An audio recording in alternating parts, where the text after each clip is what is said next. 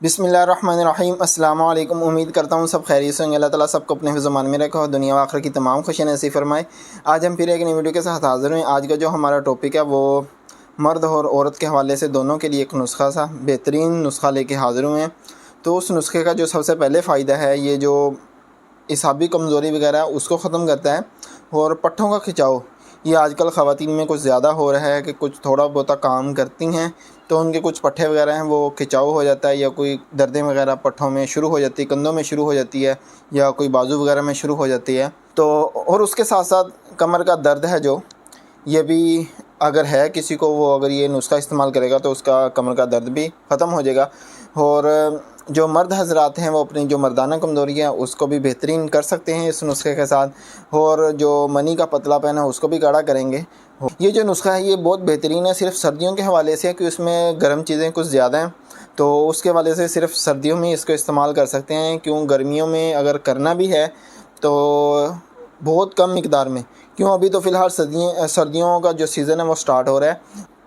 जिन हज़रात को ये छोटी मोटी सी प्रॉब्लम है, जैसे कि पट्ठों का खिंचाव वगैरह है या एसाबी कमज़ोरी वगैरह है, तो या कमरे में कोई दर्द वगैरह है, वो इसको इस्तेमाल करके अपनी जो तमाम अमराज है उसको बेहतर कर सकते हैं।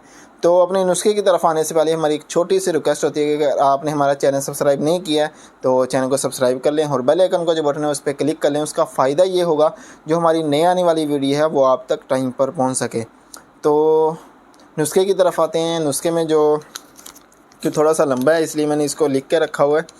नुस्खे में सबसे पहली जो चीज़ है वो अश्वगंध है, बुधारा है, गोखरू है, जंजबील है, मगज़ बादाम है, मगज़ चलगोज़ा है, मगज़ अखरोट है, मुनक्का है, नारियल है और सुरिया शरी है। ये आपने बराबर वज़न में ले लेनी है। जैसे कि एक एक तोला ले लें।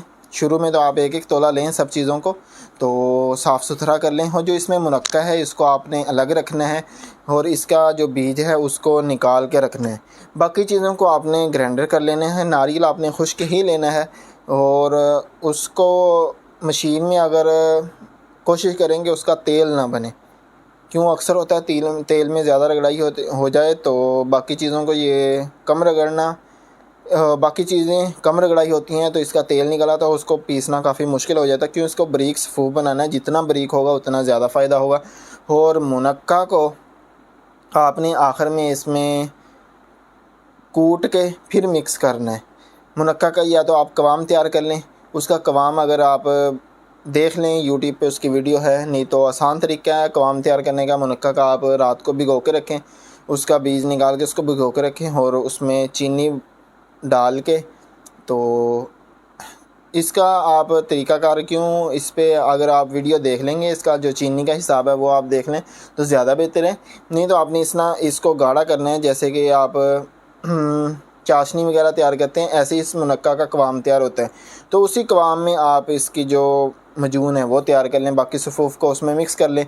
ये मजून टाइप जो तैयार होगी इसकी आपने 1 चम्मच सुबह 1 शाम गर्म दूध के साथ इस्तेमाल करें। इंशाल्लाह चंद दिनों में आपकी जितनी भी ये प्रॉब्लम है, एसाबी कमज़ोरी है या पट्ठों का खिंचाव वगैरह, कमर दर्द वगैरह है या मनी का पतलापन है, तो मर्दाना कमज़ोरी वगैरह, ये चंद दिनों में इसको कवर करेगा।